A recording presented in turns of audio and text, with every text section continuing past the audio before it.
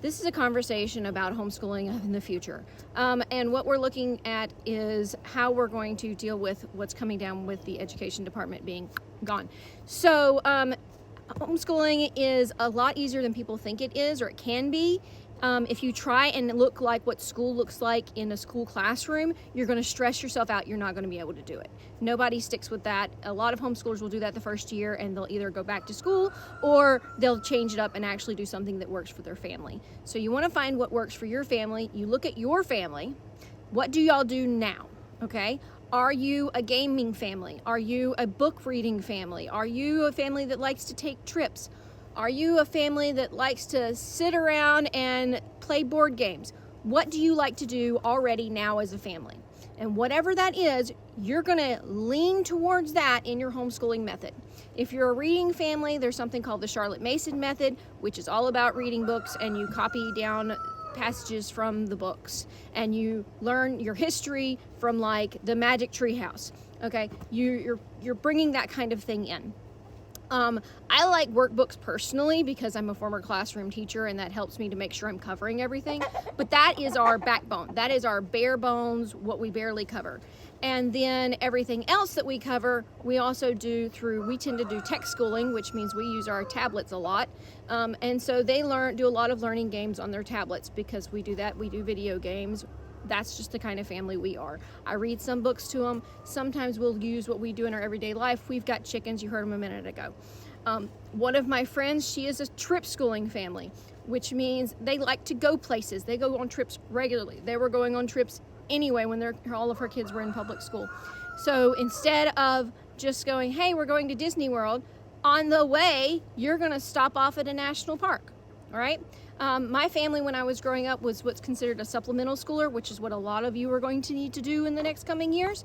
And so I was public school growing up, but during the summers, we went to the Grand Canyon. We went and saw the forest, the petrified forest. There it is, words.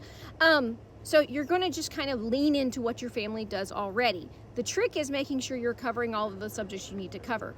And so you've got to look at things from your angle. The setup is the more stressful part, but you don't want to pull your kid from school and immediately start homeschooling anyway.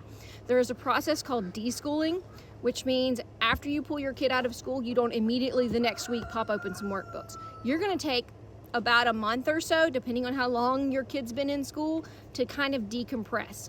And you want to look at your family and see what y'all are doing naturally anyway. And then you're going to lean heavy into that. Okay, like I said, I like doing the workbooks because I like to know I'm covering everything. One of the tricks that my mother-in-law did, because my husband was homeschooled all the way through, and one of my in-laws is an attorney in Georgia. And another one, my in-laws are crazy, the jobs they went into, but they're all over the place. So what she did is they would go to the local colleges at the end of the semesters, and they would dumpster dive for college textbooks. So if you have a college nearby, or you know a college student or a couple of college students, get a hold of their textbooks. Then when they're done with them, and any of you college students who need to get rid of your books and you're not going to get anything for them by trying to sell them back to the bookstore, put them online for homeschoolers to buy from you, because they will. So you can do that, but you kind of lean into it. You got to make sure you're covering the basics, the reading, the writing, the arithmetic. And then your history is where you're going to have to be really careful what curriculum you pick. Science, you're going to have to be really careful which curriculum you pick. If you ask a curriculum company, see what they say about evolution, that will tell you everything you need to know about their science curriculum. Ask them what they say about slavery and about the Civil War, that will tell you everything you need to know about their history curriculum. And so just look at those, but you just lean into what works for you and your family.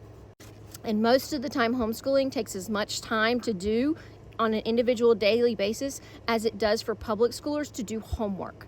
So you're not going to be spending 8 hours a day doing the schoolwork. So don't stress about that too much.